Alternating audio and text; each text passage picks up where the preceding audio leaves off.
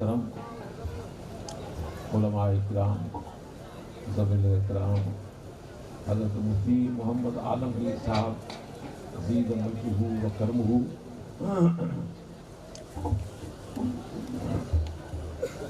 پیر صاحب قبلہ حضرت علامہ مولانا حافظ اللہ بخش صاحب قبلہ زید ملکہ، مولانا علیم الدین صاحب اور دیگر علماء کرام کا مقدس قافلہ ایک جمع غفیر اسٹیج پر آپ لوگوں کے سامنے حاضر ہے۔ میں آپ کے سامنے صرف اتنا ہی عرض کرنا چاہوں گا کہ مجھے انہوں نے ایک ذمہ داری بخشی تھی، اس ذمہ داری کی ادائیگی کرنے کے لیے آپ لوگوں کے سامنے میں حاضر ہوا ہوں۔ میں یہ کہنا چاہوں گا کہ آپ اتنے دور دراز سے یہاں پر آئے، کوئی مقصد لے کر آئے ہو، بنا مقصد کے آج کوئی بچہ بھی گھر سے باہر نہیں نکلتا، تو اتنا دور دراز سے جو آپ آئے ہو کوئی نہ کوئی مقصد لے کر آئے ہو۔ وہ مقصد آپ کا علماء کرام نے اپنی زبانی بیان فرما دیا۔ حضرت علامہ مولانا علامہ بخش صاحب قبلہ نے بھی بیان فرمایا، مولانا علیم الدین صاحب نے بھی بیان فرمایا، مفتی صاحب نے بھی بیان فرمایا۔ وہ خاص مقصد علم کی روشنی اور علم دین کو ایک طرح سے فراوانی بخشنا اور ان کی ہر جگہ پہ واہوائی کرنا، اس کے تعلق سے آپ لوگوں کو یہاں پر حاضر ہونا پڑا ہے۔ آپ کا یہی مقصد تھا کہ ہمارا یہاں پر ہر طرح سے مقصد حاصل ہو، تو ہم آپ سے یہی عرض کرنا چاہیں گے کہ اس وقت میں اس اجلاس کا نام رکھا ہے جشن عید میلاد النبی صلی اللہ علیہ وسلم۔ تو جشن عید میلاد النبی کا بھی تذکرہ بار بار ہر ایک عالم دین کر رہا ہے اور کر رہا تھا، تم لوگ سن رہے تھے، اور اس کے ساتھ عظمت مصطفیٰ کا لفظ بھی ساتھ میں انہوں نے منسلک کر دیا۔ تو عظمت مصطفیٰ کا ذکر اس لیے بیان ہوتا ہے کہ علم ہو، چاہے کہ دنیاوی زندگی ہو، دنیا کا کوئی ذرہ ذرہ ایسا نہیں ہے جو سرکار دو عالم صلی اللہ تعالیٰ علیہ وسلم کے ذکر جمیل کے بغیر کچھ ہو سکا ہو۔ اس لیے میں آپ سے یہی عرض کرنا چاہوں گا کہ جس طرح سے مفتی صاحب نے علم کے بارے میں خوب چرچا کی اور مولانا علامہ بخش صاحب نے بھی بہت اس پر روشنی ڈالنے میں کوئی کمی نہیں رکھی، اب میں یہ کہنا چاہوں گا کہ جمیع العلم حضرت علی کرم اللہ وجہ کیا فرماتے ہیں کہ انا عبد من علمنی حرفا ان شاء با و ان شاء اتى۔ حضرت علی کرم اللہ وجہ فرماتے ہیں کہ جس کسی نے مجھے ایک حرف علم کا پڑھایا سکھایا تو میں اس کا ایک طرح سے غلام ہوں،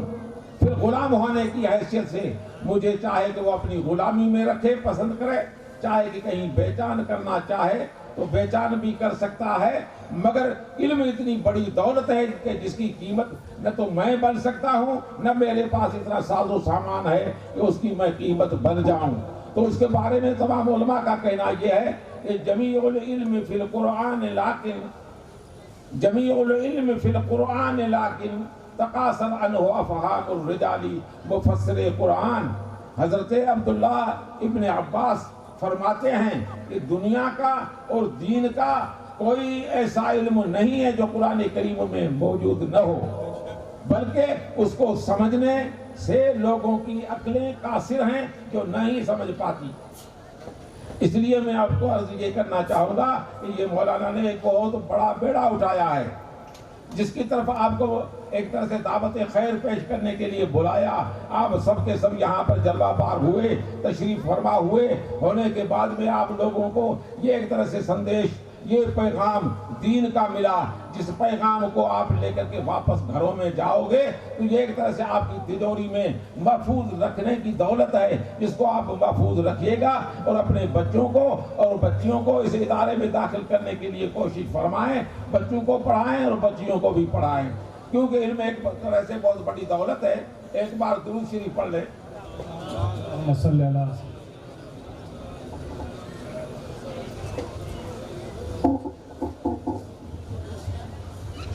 حاضرین محترم، علم ایک بہت بڑی دولت ہے، باقی خزانہ حاصل کرنے کے لیے سبھی کوشش کرتے ہو، آج سب کے سب لوگ کوئی ایسا نہیں ہے جو دولت اکٹھے کرنے میں نہ ہو، جس کا خیال دل میں دماغ میں یہ نہ ہو کہ میرے کو یہ مال جمع کرنا ہے، جمع کرنے میں تو وہ لگا ہوا ہے، کوشش کرتا ہے۔ جس کسی کے پاس 1000 روپے ہیں تو وہ چاہتا ہے کہ میرے پاس 1,00,000 بن جائے، لاکھ والا چاہتا ہے کہ میرے پاس کروڑ روپے آ جائیں، کروڑ والا چاہتا ہے کہ میرے پاس ارب روپے آ جائیں۔ مگر یاد رکھو میرے بھائیوں، میری قوم کے ملت کے نوجوانوں، آپ یاد رکھو کہ یہ تمہاری کمائی ہوئی کمائی، یہ تمہارے پیسے، یہ تمہارے زر زیور دولت، یہ سب لمحے میں ختم ہو سکتے ہیں۔ سرکار نے فرمایا کہ ایک طرح سے لمحے میں تم فنا مال کر سکتے ہو، فنا ہو جاتا ہے۔ نوم علی علم خیر من صلاۃ علی جہل۔ بہرحال تمہاری یہ دولت، جس کسی کو تم خرچ کرتے ہو، یہ دولت اتنی ہے جو تمہارے خرچ کرنے سے فنا نہیں ہوتی۔ ایسی دولت کو خرچ کرنے کمانے کی کوشش کرو۔ علم کیا حاصل کر؟ علم ایسی دولت ہے جو خرچ کرنے سے خرچ نہیں ہوتی۔ تمہارے پاس دولت ہے، اس کو تم خرچ کرنا چاہو۔ آج گھر سے 20,000 روپے لے کر یہاں پر حاضر ہوئے، ان 20,000 روپے کو تم اگر خرچ کرنا چاہو تو راہ خدا میں بھی خرچ کر سکتے ہو، لغویات میں بھی خرچ کر سکتے ہو، فحشات میں بھی خرچ کر سکتے ہو۔ خرچ کرنے کے تو ہزاروں طرائق وسائل پڑے ہیں، موجود ہیں، مگر ان کو بڑھانے کا کیا طریقہ تمہارے پاس؟ مگر علم ایک ایسی دولت ہے جس کو تم جتنی خرچ کرنا چاہو گے اتنی وہ دولت بڑھے گی۔ علم وہ کم نہیں ہوگا، جتنا خرچ کرو گے اتنا بڑھے گا۔ اس لیے علم کی دولت حاصل کرنے کے لیے تم آئے ہو، اس لیے سبھی علماء نے یہی ذہن تمہیں دیا ہے کہ تمہارے بچوں کو عالم دین بناؤ، تمہارے بچوں کو قاری قرآن بناؤ، تمہارے بچوں کو حافظات قرآن بناؤ، تمہارے بچیوں کو قاریات قرآن بناؤ، عالمات بناؤ۔ بہرحال پڑھنے پڑھانے کی دعوت پیش کی ہے، اسی دعوت پر آپ لوگوں کو یہاں پر بلایا ہے۔ آپ لوگوں کو یہ تکلیف اور یہ چلچلاتی دھوپ کا، ایک طرح سے دھوپ کا سہن کرنا، یہ تمہارے لیے مشکل تو ہے، مگر ایک طرح سے علماء اور خضراء جو بھی بیان فرما رہے ہیں، اس کے ساتھ ساتھ اللہ جل جلالہ جل شانہ کی ایک مقدس جماعت فرشتوں کی آپ کے چاروں طرف سے اپنے پروں کو گھیرے ہوئے ہے، اور آپ کے کاروبار، آپ کے اخلاص کو، آپ کی نیت کو، آپ کے ارادات کو وہ لکھ رہے ہیں، اور تمہارے لیے ایک طرح سے دعائیں کر رہے ہیں کہ اے مولا کریم و کارساز، یہ جس مقصد کے لیے آئے ہیں ان کے مقصد میں ان کو کامیاب فرما، ان کی ہر طرح سے نجات عطا فرما، ان کو جنت میں داخلہ فرمانا۔ اے مولا کریم و کارساز، دین میں اور دنیا میں انہی کو سرخ و رائی نصیب فرما۔ عزیزو، علم ایک بہت بڑی دولت ہے، باقی دولتیں تو ساری ختم ہو سکتی ہیں، ختم ہو جائے گی، نہیں رہنے والی ہے، مگر علم ایک طرح سے ہمیشہ سے ہے، ہمیشہ سے رہے گا۔ حضرت علی کرم اللہ وجہہ نے فرمایا ہے کہ رضینا من قسمت الجبار فینا، رضینا من قسمت الجبار فینا لنا علم وللعاداء مال فإن المال يفني عن قریب وإن العلم باق لا يزال۔ حضرت علی کرم اللہ وجہہ فرماتے ہیں کہ خداوند قدوس نے ایک طرح سے دھن دولت تقسیم کرنا چاہا تو اس کو دشمنوں نے لے لیا، حاصل کر لیا، یعنی ان لوگوں کے پاس گیا دھن، ان کے پاس گیا جن کے دل میں خواہش دولت کے کمانے کی تھی، ان کے پاس گیا، مگر ہمارے دل میں خواہش یہ ہے کہ مولا کریم و کارساز ہمیں علم دین نصیب فرما، اللہ کے پیارے نبی کا دین نصیب فرما، اس کی خدمت کے لیے ہمیں تو ہمارا زندگی کا لمحہ لمحہ عطا فرما۔ تو تم لوگوں کے لیے یہ لمحات بہت بڑے قیمتی لمحات ہیں۔ میں آپ لوگوں کو ایک طرح سے مبارکباد پیش کرنا چاہوں گا۔ میرا یہ فرض بنتا ہے، میری یہ ذمہ داری ہے کہ انہوں نے مجھے صدارت کا عہدہ جو دیا، اس کا مقصد یہ ہے کہ سب لوگ حاضرین کرام، جس میں علماء بھی ہیں، جس میں خباز بھی ہیں، جس میں عوام بھی ہیں، جس میں بچے بھی ہیں، جس میں بوڑھے بھی ہیں، سب کا شکریہ ادا کیا جائے، جن لوگوں نے اپنا قیمتی وقت بخشا اور حاضر ہو کر کے دینی اور دنیاوی ساری باتوں کو اپنے سینے میں محفوظ رکھتے ہوئے انہی پیغامات کو واپس لے جا کر کے جو غیر حاضر رہے انہی تک وہ پہنچائیں گے۔ جس طرح سے کہ سرکار نے فرمایا کہ بلغوا عنی ولو آیۃ، یعنی میرے سے جو کچھ تم سنو اسی کو آگے سے آگے پیش کرنے پہنچانے میں لگے رہو۔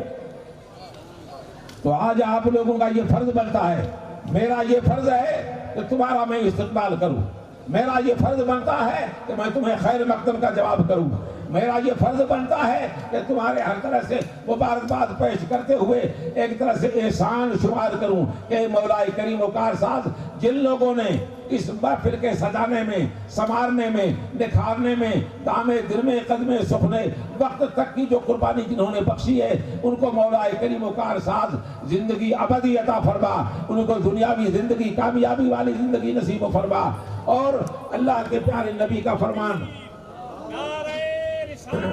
وہ تو ذکر یہ ہے کہ الانبیاء لم یورثوا دینارا ولا درہما بل ورثوا العلم فإن العلماء ورثۃ الانبیاء۔ علماء عالم دین جو وہ نبیوں کے وارث ہیں،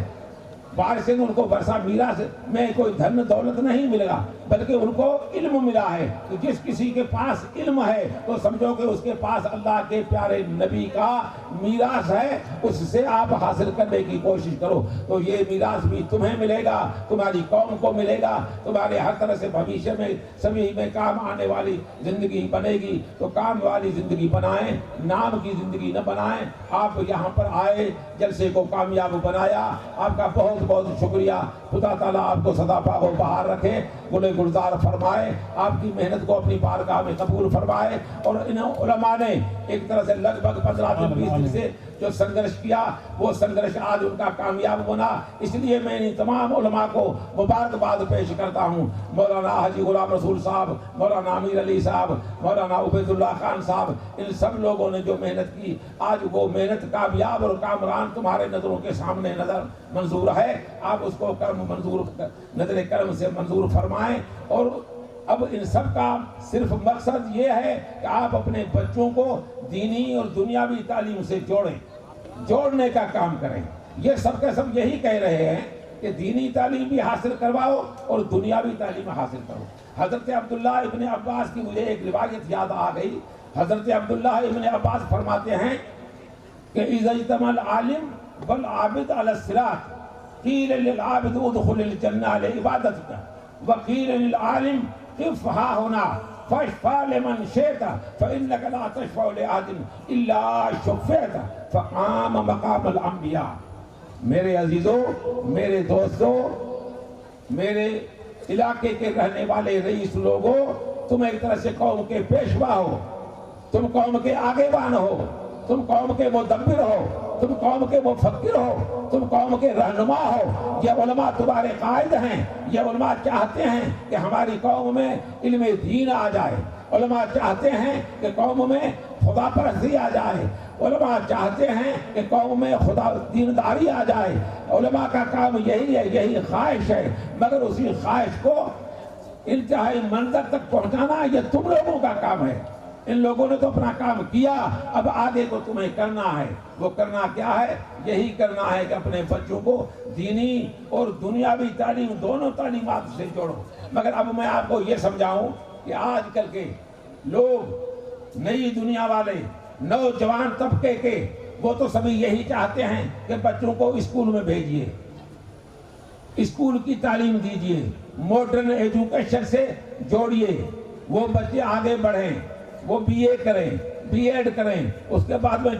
وہ ایک طرح سے انجینئر بنیں۔ انجینئر بننے کے بعد میں ہماری یہ کوشش رہے گی کہ وہ RAS بھی بنیں، IAS بنیں۔ آگے بڑھانے میں وہ سب کے سب لگے رہتے ہیں، رات دن منہمک اسی میں رہتے ہیں کہ وہ کوشش کر کے کسی منزل تک پہنچائیں۔ مگر یاد رکھو کہ یہاں کا وہ کتنی اعلیٰ درجے کی تعلیم دنیاوی حاصل کر لے، مگر دنیاوی تعلیم کا معیار کب تک، کہاں سے کہاں تک کا ہے۔ میں تمہیں صرف یہ اطلاع بتانا چاہوں گا، سکھانا کیا ہے بلکہ بتانا چاہتا ہوں کہ دنیاوی تعلیم یہاں سے پڑھ کر کے تمہیں دنیاوی زیب و زینت دینا، دنیا میں روزی روٹی کمانا، ذریعہ معاش پیدا کرنا، عزت آبرو حاصل کرنا، یہ ہو سکتا ہے۔ مگر یاد رکھو اس کے ساتھ ساتھ اگر اپنے بچوں کو اور بچیوں کو تعلیم، دینی تعلیم دلواؤ گے تو سمجھ لو کہ جہاں دنیاوی تعلیم کی طاقت ختم ہو جاتی ہے، وہاں سے دینی تعلیم کی طاقت آگے بڑھتی ہے۔ دنیاوی تعلیم تمہاری اگر تم اپنے بچوں کو پڑھا کر کے انجینئر بنا لو گے یا آر پی ایس بنا لو گے یا آئی ایس بنا لو گے یا آئی پی ایس بنا لو گے یا جسٹس بنا لو گے مجسٹریٹ بنا لو گے، مگر ان کی طاقت، ان کی شہرت، ان کی مشہوری، ان کی ہر قسم کی طاقت یہیں دنیا میں رہ جاتی ہے، آگے آخرت کی طرف نہیں بڑھتی، عالم برزخ کی طرف نہیں بڑھتی۔ عالم برزخ میں کام آنے والی وہ طاقت نہیں ہے، عالم شہادت تک محدود تھی، دنیا میں رہ جائے گی۔ اگر آخرت میں کوئی طاقت کام آنے والی ہے، کوئی تعلیم کام آنے والی ہے، کوئی ایسی طاقت یا شوکت کام آنے والی ہے، تو وہ صرف علم دین مصطفیٰ ہے۔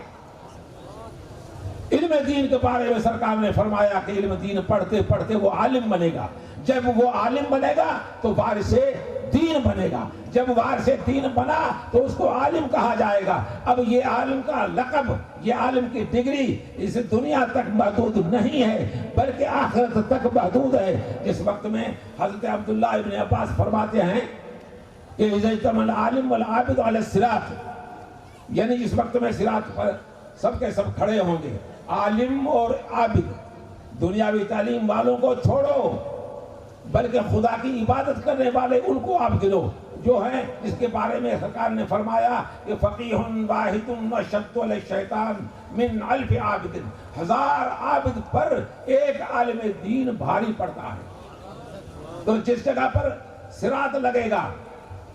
عمل نامے تولے جائیں گے، وہاں پر صرف ایک عالم دین اس کو بلایا جائے گا کہ اب یہاں پر تو کھڑا رہا، قف ہا ہونا فشفا لمن شئت، اب جس کی تو سفارش کرنا چاہے اس کی تو سفارش کر، اور سفارش کر کے اس کو تو جنتی بنا سکتا ہے۔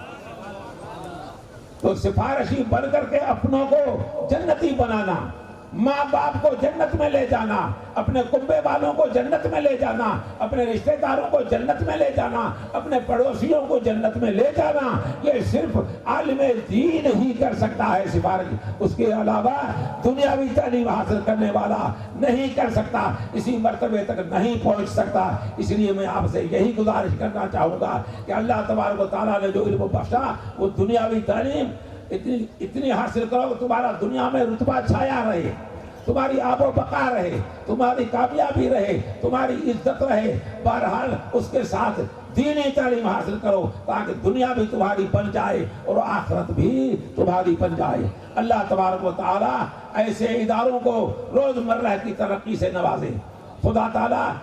ایسے اداروں کی خدمت کرنے والوں کو توفیق طاقت میسر فرمائے، ان کے علم میں، ان کے کاروبار میں، ان کے مرتبے میں ترقی عطا فرمائے۔ خدا تعالیٰ آپ سبھی سہیوگ کرنے والے، جو تعاون کرنے والے ہو، جو مدد کرنے والے ہو، ان کی مدد میں خدا تعالیٰ کامیابی کامرانی نصیب فرمائے، ان سب کو خدا تعالیٰ دینی اور دنیاوی زندگی سے کامیابی سے ہمکنار فرمائے۔ یہ سارا صدقہ ہے پیر صاحب قبلہ کبیر الدین احمد شاہ علیہ الرحمہ کا، اور پیر مختوم شاہ محمود علیہ الرحمہ کا، مفتی اشفاق حسین علیہ الرحمہ کا۔ ان سے پہلے کا وقت آپ دیکھو اور آج کا وقت دیکھو، آج کس منزل پر پہنچا ہے اور پہلے کیا تھا اور آج کیا ہے۔ میرے عزیزو، اب ایسی پہچان پیدا کرنے کے لیے اپنے ایک طرح سے رہبر کی ضرورت ہے۔ رہبر پیدا کرو، دین کا پیشوا پیدا کرو، دنیا کا پیشوا پیدا کرو، عالم بعمل پیدا کرو، عالم منصف مزاج پیدا کرو۔ اس طرح سے میں آپ کو یہی درس دیتے ہوئے عرض کرنا چاہوں گا کہ دین اور دنیا دونوں علم حاصل کرنے کے لیے اپنے بچوں کو دینی اور دنیاوی تعلیم سے جوڑنے کی کوشش کرو۔ وما توفیقی الا باللہ، وآخر دعوانا ان الحمد للہ رب العالمین۔ السلام علیکم۔